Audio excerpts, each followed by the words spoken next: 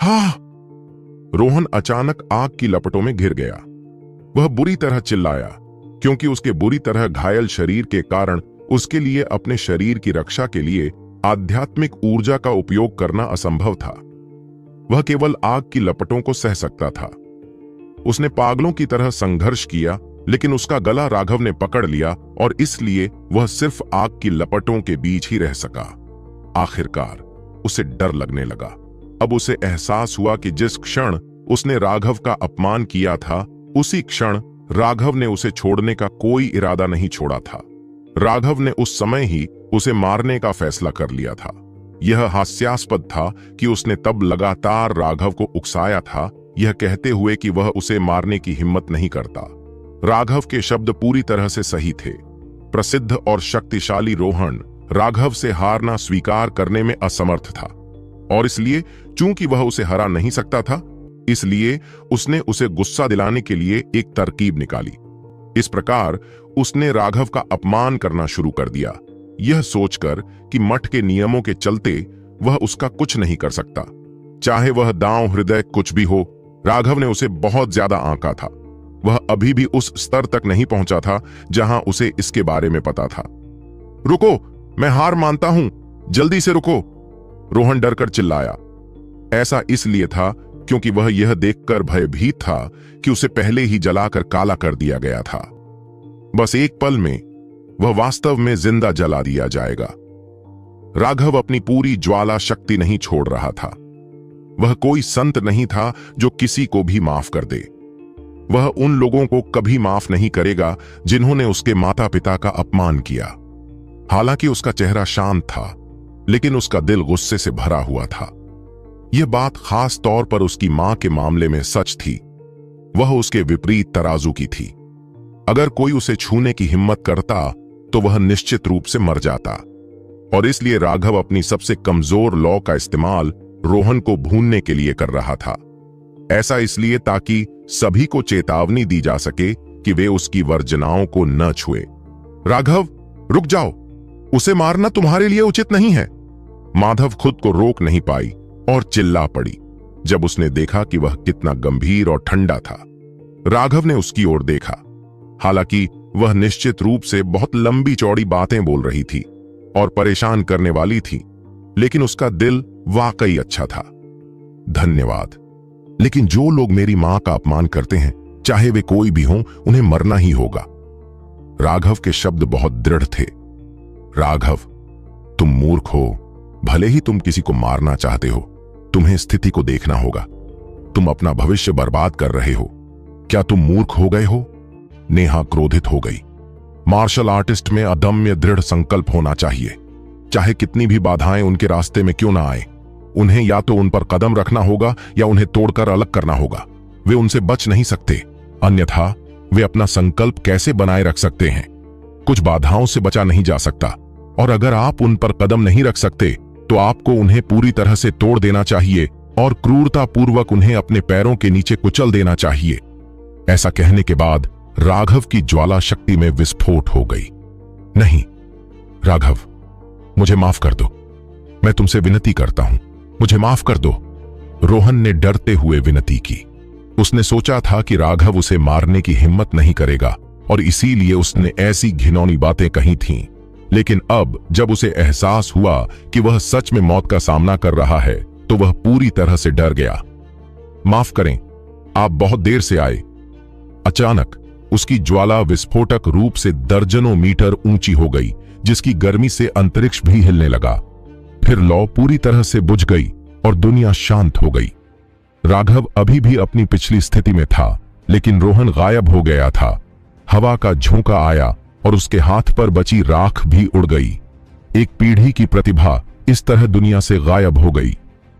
वह मर गया। लोगों को लगा जैसे उनके दिल रुकने वाले हैं। राघव ने वास्तव में रोहन को मार डाला था। क्या यह ज्वांटियन मठ के खिलाफ उकसावे की कार्रवाई नहीं थी? यह खत्म हो गया। नेहा बहुत परेशान थी। वह राघव को पीटना भी चाहती थी। वह बदमाश हमेशा बहुत चालाक था, और फिर भी वह अब बहुत बेवकूफ था। अब जब उसने मठ के नियम तोड़ दिए थे, तो वह भी उसे नहीं बचा सकती थी। नेहा ऐसे प्रतिभाशाली व्यक्ति को इस तरह से निष्कासित होते हुए नहीं देख सकती थी। माधव सिर्फ मूर्खता से राघव को देख रही थी। इस समय उसके पास भी कहने को कुछ नहीं था। राघव पूरी तरह से जिद्दी था। परिणाम स्पष्ट रूप से जानने के बावजूद उसने फिर भी ऐसा काम किया। अचानक 4 आकृतियां प्रकट हुईं। उनके सफेद वस्त्रों पर ज्वांटियन मठ का प्रतीक चिन्ह था। वही वस्त्र जो वरिष्ठ प्रशिक्षु भाइयों ने पहने थे, जिन्होंने उनके पंजीकरण कार्ड का निरीक्षण किया था। राघव, तुमने एक साथी रजिस्ट्रार को मार डाला है। तुम्हें निष्कासित किया जाता है, उनमें से एक ने ठंडे स्वर में कहा। पूरी भीड़ में सन्नाटा पसरा हुआ था। उन चारों से लेकर राघव की ओर देखते हुए वे कुछ भी नहीं कह सके। लेकिन एक व्यक्ति था जो उत्साहित था। वह श्याम ही था। वह देखना चाहता था कि क्या राघव निष्कासित होने के बाद भी इतना शांत रह सकता है। वरिष्ठ प्रशिक्षु भाई वास्तव में नेहा राघव की मदद करना चाहता था, लेकिन उस व्यक्ति ने हाथ हिलाकर कहा, कुछ भी समझाने की जरूरत नहीं है। हम सिर्फ मठ के नियमों का पालन कर रहे हैं। आपको अपनी सांस बर्बाद करने की जरूरत नहीं है। नेहा असहाय होकर अपना मुंह बंद कर सकी। राघव को देखते ही उसकी आंखें लाल हो गईं और वह लगभग रो पड़ी। राघव, मुझे खेद है। अगर मैं न होती तो शायद यह ऐसा ना होता। नेहा कुछ हद तक भावनाओं से घुट गई थी। अगर वह न होती तो राघव रोहन से नहीं लड़ता और इसलिए यह कभी नहीं होता। सीधे शब्दों में कहें तो राघव को उसी की वजह से फंसाया गया था।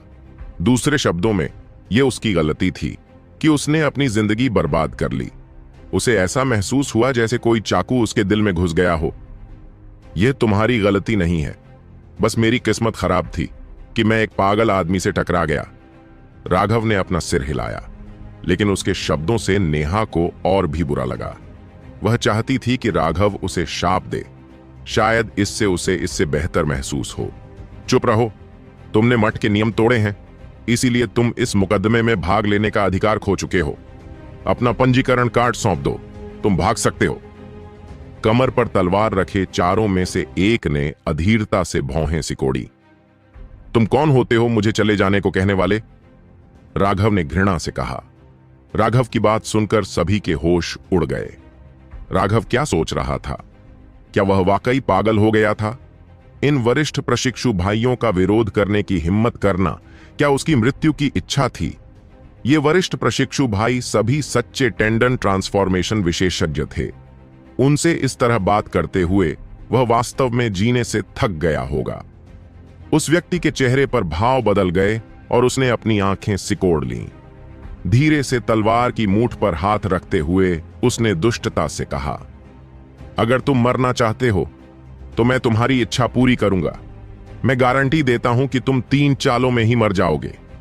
तोप का चारा भी इतनी अहंकारी बात करने की हिम्मत रखता है। अगर मैं टेंडन ट्रांसफॉर्मेशन क्षेत्र में आगे बढ़ गया तो मैं गारंटी देता हूं कि मैं तुम्हें एक ही थप्पड़ से मार सकता हूं। तुम इतने निराश हो गए कि अपने साथियों के बीच तुम इतने कमजोर हो कि तुम कमजोर नए लोगों के सामने अपनी शान दिखाने के लिए यहां आ गए।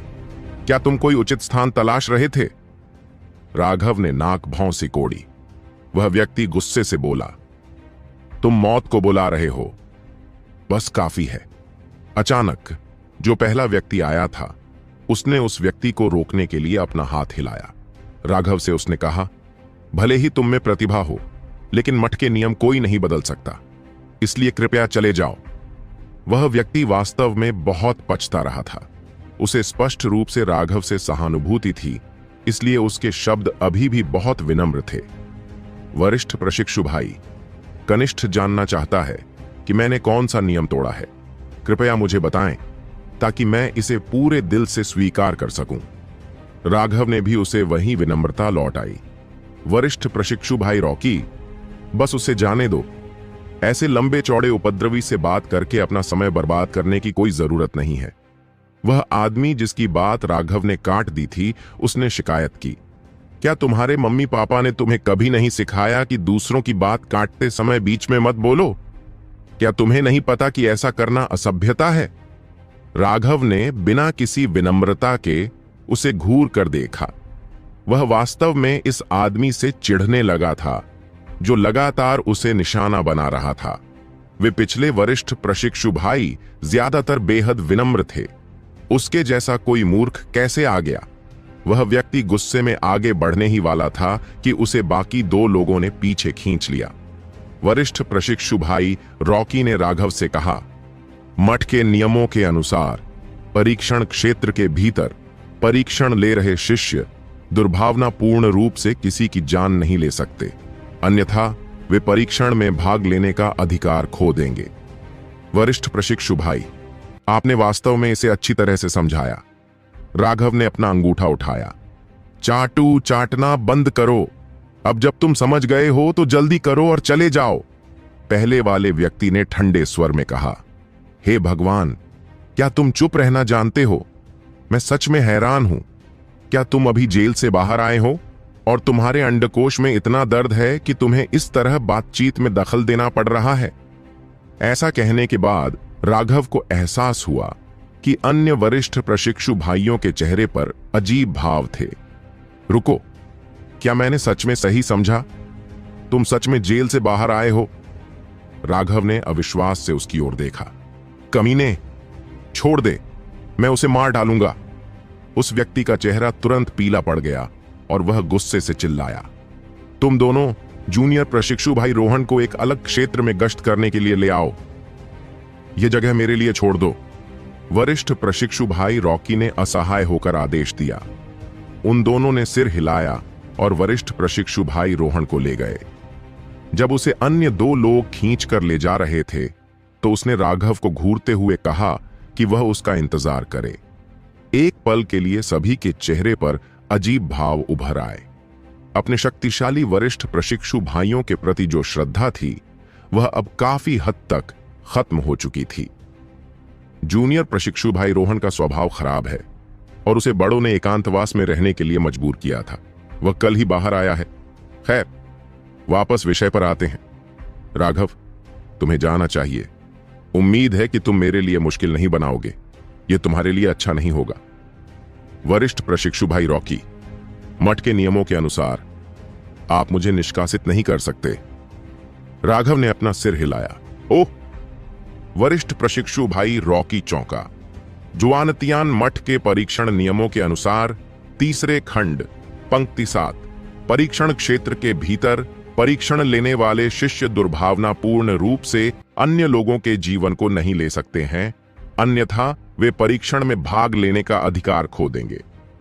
मुझे विश्वास है कि वरिष्ठ प्रशिक्षु भाई रॉकी इस बारे में बहुत स्पष्ट होंगे, इसलिए मैं ज्यादा कुछ नहीं कहूंगा।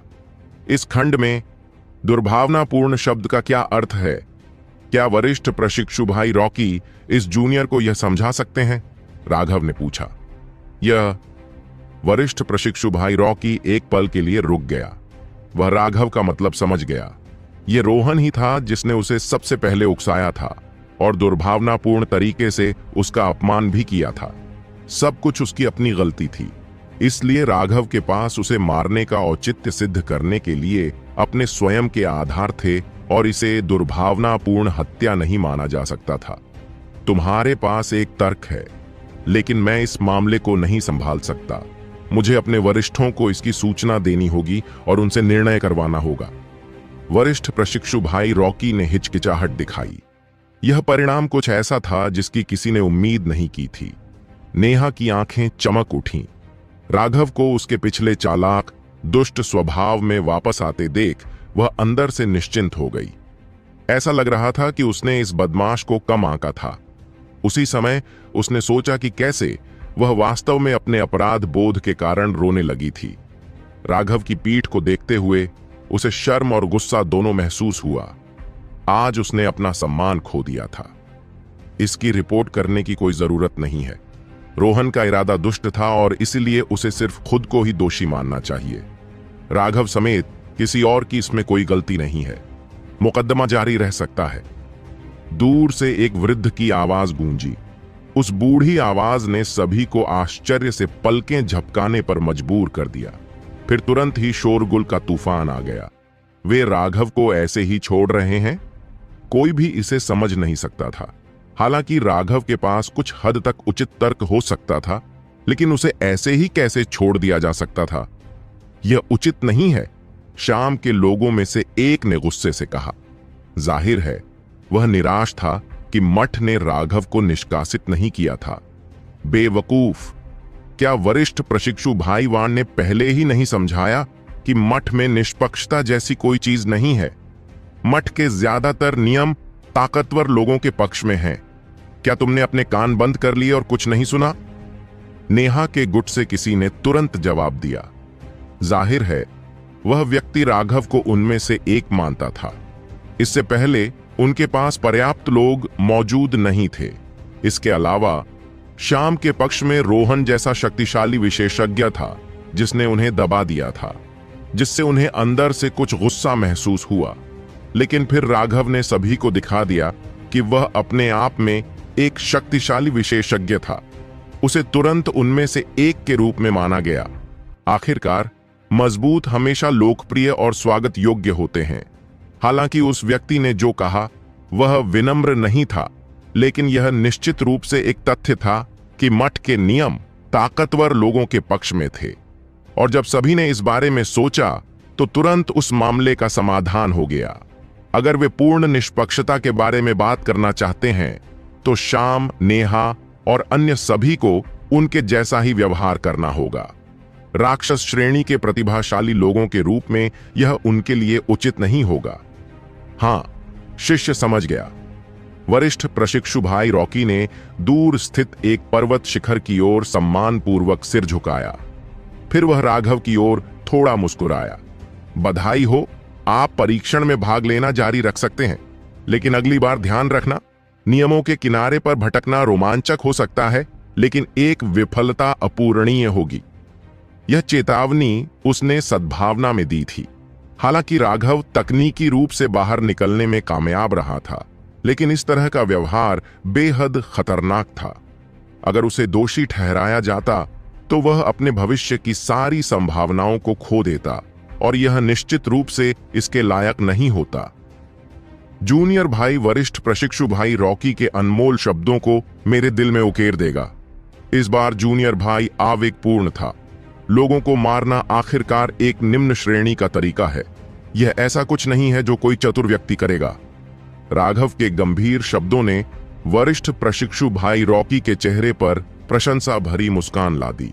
केवल एक शक्तिशाली विशेषज्ञ जो अहंकारी नहीं हुआ, वह अपने मार्ग पर आगे बढ़ सकता है। अगली बार जब मैं ऐसी स्थिति में पड़ूंगा तो मैं निश्चित रूप से उसे नहीं मारूंगा, बल्कि उसे मौत से भी बदतर जीवन जीने को मजबूर करूंगा। इस तरह मैं मठ के नियमों को छुए बिना अपनी दुश्मनी को सुलझा सकता हूं। एक समझदार व्यक्ति यही करेगा। राघव ने ऐसा अभिनय किया जैसे उसे अचानक समझ आ गई हो। वरिष्ठ प्रशिक्षु भाई रॉकी ने सख्ती दिखाई, लेकिन फिर उसने अपना सिर हिला दिया। आप लोग अपना परीक्षण जारी रखें, वैसे भी सब कुछ आप पर निर्भर है। ऐसा कहकर वह घाटी से गायब हो गया और पीछे केवल 2 गुट ही रह गए। अब जबकि वरिष्ठ प्रशिक्षु भाई रॉकी जा चुका था, राघव ने पीछे मुड़कर उन सभी की ओर देखा जो उसे घूर रहे थे। नेहा का पक्ष उसके लिए स्पष्ट रूप से अधिक मैत्रीपूर्ण था, जबकि शाम का पक्ष शत्रुता से भरा था। लेकिन उस शत्रुता के भीतर डर का एक निशान भी था। शाम भी राघव को घूर रहा था। उसकी आंखों में उदासी भरी ठंडक थी। उसकी लड़ाई की नीयत बढ़ रही थी और वह किसी भी समय उस पर हमला करने के लिए निकल सकता था। छी नीले बालों वाले गोरिल्ला, क्या तुम मुझे ऐसी पूजनीय आंखों से नहीं देख सकते? मैं राघव किसी भी छोटे भाई को अपने साथ रखना पसंद नहीं करता, इसलिए उस सपने को छोड़ दो। इसके अलावा तुम्हारा वह रूप जिसे तुम्हारे दादा दादी भी पसंद नहीं कर सकते। क्या तुम वाकई हमारी खूबसूरत परी बहन नेहा के पीछे भाग रहे हो? तुम वाकई एक घोड़े हो जिसे यह भी नहीं पता कि उसका चेहरा लंबा है। क्या तुम शर्म की भावना महसूस करना जानते हो? और क्या तुमने कभी नहीं सुना कि एक ही प्रजाति के जानवरों को एक साथ रहना चाहिए? मुझे हमेशा आश्चर्य होता है कि क्या मठ के कर्मचारी वास्तव में अपने काम को गंभीरता से लेते हैं कि उन्होंने तुम्हारे जैसे बदसूरत गोरिल्ला को स्वीकार कर लिया है। राघव ने अपमान किया। शाम को इस तरह अपमानित करते हुए सुनकर पूरी भीड़ घबरा गई। आखिर राघव की हिम्मत किस चीज से बनी थी? वह मठ से निकाले जाने से बच निकलने में सफल रहा था, लेकिन अब वह ऐसे व्यवहार कर रहा था जैसे कुछ हुआ ही ना हो, और वह राक्षस वर्ग के अस्तित्व को भड़का रहा था। दोनों गुटों के लोग शाम की ओर देखने लगे।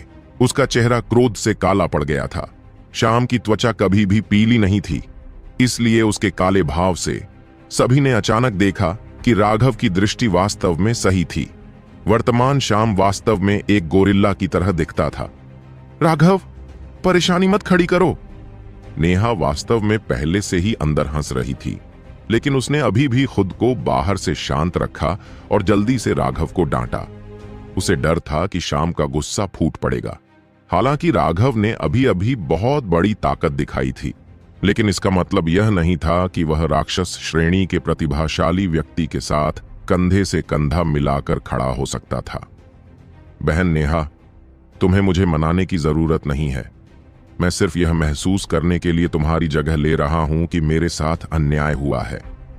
राघव ने अपनी आस्तीन से अपना चेहरा ढक लिया और अपनी सिसकियों को रोकने की कोशिश करने का नाटक किया। आप सभी निश्चित रूप से राक्षस श्रेणी के अस्तित्व हैं, लेकिन आप में से 4 इंसान हैं, तो उन्हें आपके बीच एक गोरिल्ला क्यों जोड़ना पड़ा? क्या यह आप लोगों के लिए एक पूर्ण अभिशाप नहीं है? यह खास तौर पर आपके और बहन अनुराधा के लिए मामला है। आप दोनों परियां हैं जो हम जैसे नश्वर लोगों के बीच उतरी हैं। इस आदमी को आप में से एक मानना व्यावहारिक रूप से ईशनिंदा है। बहन नेहा, आप हमारे दिलों की देवी हैं, भव्य और पवित्र। हम निश्चित रूप से दूसरों को आपकी छवि खराब करने की अनुमति नहीं दे सकते। क्या मैं सही कह रहा हूं? बोलते बोलते उसकी आवाज जोश से भर गई, धार्मिक आक्रोश से भर गई। उसके आखिरी संक्रामक शब्द नेहा के लोगों को चिल्लाकर सुनाए गए। उनमें से ज्यादातर पुरुष थे। वे बहुत पहले से ही नेहा के लिए प्रशंसा की भावना रखते थे, उसे एक स्वर्गीय अस्तित्व मानते थे, लेकिन उन्होंने कभी कुछ कहने की हिम्मत नहीं की थी। राघव के ये शब्द तुरंत ही उनके दिल में गूंज उठे। उसके शब्द सुनकर वे सभी जोश से एक साथ चिल्लाए, हां, हम किसी को भी बहन की छवि खराब नहीं करने देंगे। राघव मन ही मन हंसा। उसे अपना अभिनय पूरा करना था। लाल आंखों से उसने जोर से चिल्लाते हुए कहा, बहन देखो, हम भाइयों के दिलों में तुम हमारी देवी हो, हमारा धर्म हो। हम किसी को भी आपकी निंदा नहीं करने देंगे। लेकिन देखो, ये गोरिल्ला क्या करता है। उसे इस बात की जरा सी भी समझ नहीं है कि एक खूबसूरत महिला के साथ कोमल व्यवहार का क्या मतलब होता है। वह वास्तव में आपके खिलाफ लड़ने की हिम्मत करता है। तुम्हारे गंदे गोरिल्ला पंजों ने पहले ही स्वर्ग के खिलाफ पाप कर दिया है। हम तुम्हें कभी माफ नहीं करेंगे। राघव ने शाम के गुट की ओर इशारा किया। तुम छोटे बंदर जो इस गोरिल्ला का पीछा करके परेशानी खड़ी कर रहे हो, तुम्हारे पाप भी माफ नहीं किए जा सकते। भाइयों, अब भी किस बात का इंतजार कर रहे हो? अपनी मुट्ठी उठाओ और हमारी पवित्र देवी की रक्षा करो। अपनी लगन का इस्तेमाल हमारी देवी के प्रति अपनी ईमानदारी दिखाने में करो। हम वीरता पूर्वक इन बंदरों को अपनी नजरों से दूर भगा देंगे। भाइयों, आक्रमण करो। जब तक उसने बोलना समाप्त किया, तब तक राघव ने शाम के गुट की ओर बढ़ना शुरू कर दिया था। वे लोग अभी भी अचंभित थे जब राघव उनके सामने आ गया। एक मुट्ठी ने एक अचंभित युवक को कुचल दिया। जब नेहा के लोगों ने राघव का मुक्का देखा तो उनका जोश पूरी तरह भड़क गया और वे आगे बढ़ गए। हम बहन नेहा की पवित्रता की रक्षा करने और गोरिल्ला को हराने के लिए अपने जीवन की प्रतिज्ञा करते हैं। कौन जानता है कि यह राघव के शब्दों के कारण था या फिर उनके मन में हमेशा से ऐसी इच्छा थी। लेकिन जैसे ही एक व्यक्ति चिल्लाया, सभी ने अपना युद्ध नारा दोहराया। हम बहन नेहा की पवित्रता की रक्षा करने और गोरिल्ला को हराने के लिए अपने जीवन की प्रतिज्ञा करते हैं। दर्जनों रक्त संघनन साधक एक साथ चिल्लाए। उनकी आवाज से आकाश हिल गया। उनकी चीख सैकड़ों मील दूर तक सुनी जा सकती थी। एक बार फिर अराजक लड़ाई शुरू हो गई, लेकिन इस बार राघव के शामिल होने से नेहा की ताकत में विस्फोट हो गया था। हालांकि उनके पास अभी भी कम लोग थे, लेकिन वे अपने विरोधियों को पूरी तरह से दबा रहे थे। जहां तक नेहा की बात है, वह अपने लोगों की युद्ध शक्ति को आसमान छूते हुए देख रही थी। उसे कुछ भी पता नहीं था कि क्या हो रहा था। कौन सी देवी, कौन सी ईश निंदा, वे किस बारे में बात कर रहे थे। राघव, तुम यही तो मांग रहे हो। अंततः श्याम इसे और सहन नहीं कर सका और शाप देते हुए राघव पर हमला कर दिया। आपकी प्रतिद्वंद्वी मैं हूं। नेहा ने अपना हाथ बढ़ाया जिससे हवा के झोंके निकले और श्याम को पूरी तरह से अवरुद्ध कर दिया। नेहा, यह राघव बहुत ज्यादा है। क्या तुम सच में उसे बचाना चाहते हो? श्याम की अभिव्यक्ति बेहद उदास थी। आज वह सच में क्रोधित हो गया था। यहां तक कि एक अधिक संकोची व्यक्ति भी शायद राघव के शब्दों को सहन नहीं कर पाता। श्याम के विस्फोटक स्वभाव की तो बात ही छोड़िए। वह मेरे लोगों में से एक है, इसलिए निश्चित रूप से मैं उसकी रक्षा करूंगा। नेहा के शब्द पूरी तरह से उचित थे, लेकिन श्याम के कानों में उनका एक और अर्थ था। उसके अंदर से एक क्रूर हत्या का इरादा फूट पड़ा। तो मैं उसे मार डालूंगा। श्याम ने अपने दांत पीस लिए क्योंकि उसकी हत्या की मंशा बढ़ गई थी। नेहा चौंक गई। उसे समझ नहीं आ रहा था कि श्याम अचानक इतना अत्याचारी क्यों हो गया, लेकिन फिर भी उसने अपना सिर हिला दिया। मेरे होते हुए उसे छूने के बारे में सोचना भी मत। श्याम को लगा कि वह अपने गुस्से से फट जाएगा। एक ऐसी गर्जना के साथ जिसने जमीन को हिला दिया, उसके शरीर के चारों ओर की बिजली उसके चारों ओर कवच का एक पूरा सेट बन गई। उसकी भयानक आभा फट गई। हे, गोरिल्ला ने कपड़े बदल लिए हैं। हालांकि राघव पूरी तरह से लड़ाई पर ध्यान केंद्रित कर रहा था, लेकिन वास्तव में वह भीड़ के बीच में ही इधर उधर घूम रहा था। उसका ज्यादातर ध्यान श्याम पर था। नेहा के चेहरे पर थोड़ा सा बदलाव आया और उसने अपने हाथों को आपस में मिलाकर ताली बजाई। उसकी आभा बढ़ गई और उसके लंबे बाल नाचने लगे। उसके शरीर के चारों ओर सैकड़ों बड़ी और छोटी हवा की धारें बन गईं, जो लगातार घूम रही थीं। वे सैकड़ों फूलों की पंखुड़ियों की तरह हवा में नाच रही थीं, जो नेहा के शरीर से टकरा रही थीं, जिससे ऐसा लग रहा था कि वह अभी अभी किसी पेंटिंग से बाहर निकली है। कितना सुंदर! राघव अंदर से चिल्लाने से खुद को रोक नहीं सका। इस तरह की सुंदरता ऐसी थी जिसकी तुलना कोई और नहीं कर सकता था। इस तरह की तकनीक अविश्वसनीय रूप से सुंदर थी। इससे भी महत्वपूर्ण बात यह है कि उनकी लड़ाई अब एक नए स्तर पर पहुंच गई थी। उसने जो पिछली पवन ब्लेड बुलाई थीं, वे सिर्फ खाली शरीर थीं, लेकिन उसने जो बुलाई थीं, वे व्यावहारिक रूप से ठोस थीं और पवन ब्लेड के ऊपर नसों को देखना लगभग संभव था। निराकार पवन ऊर्जा को एक हथियार में संघनित करना जो व्यावहारिक रूप से ठोस था और इतनी संख्या में, यह साबित करता है कि नेहा का पवन आत्मा शरीर कितना भयानक था। उन दोनों की आभा लगातार बढ़ती जा रही थी और अधिक भयावह होती जा रही थी। उनके कारण अंतरिक्ष कांप रहा था, यहां तक कि मुड़ने भी लगा था। सैकड़ों मील दूर एक दूर के पहाड़ की चोटी पर महेंद्र था। उसने आह भरते हुए कहा, संप्रदाय के नेता के पास वाकई एक महान दृष्टि है। यह राघव वाकई अस्थिर है। मुझे तो यह भी संदेह है कि संप्रदाय के नेता ने जानबूझकर मुझे यह मुसीबत में डालने के लिए चोट पहुंचाई है। जो भी हो, मैं उन्हें खिलवाड़ करने दूंगा। उन्हें देखना वाकई परेशान करने वाला है। मैं वापस जाऊंगा और बस अंतिम समाचार का इंतजार करूंगा। महेंद्र ने अपना सिर हिलाया और एक बड़े पेड़ के ऊपर से गायब हो गया।